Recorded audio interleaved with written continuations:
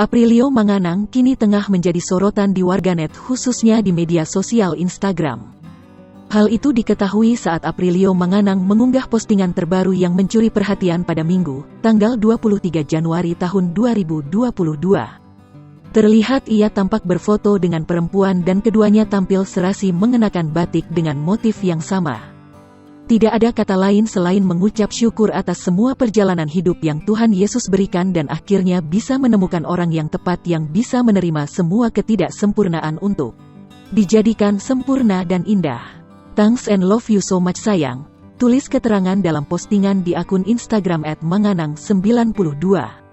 Diketahui, Aprilio Manganang telah resmi bertunangan dengan sang kekasih, Claudia. Terkait momen bahagia itu, sang kakak, Amasya Manganang ikut berkomentar dalam postingan tersebut.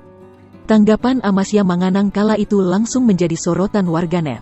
"Congrats my bro," emoji mata bentuk hati, emoji cium, yang nanya aku kapan, emoji tertawa, doain aja ya. Mei, balas akun Instagram kakak kandung Aprilio Manganang. @Amasya Manganang di kolom komentar. Terlihat tak sedikit warganet yang ikut meramaikan kolom komentar mantan atlet voli putri Indonesia itu. "Hari patah hati sedunia," emoji tertawa, komentar salah satu netizen.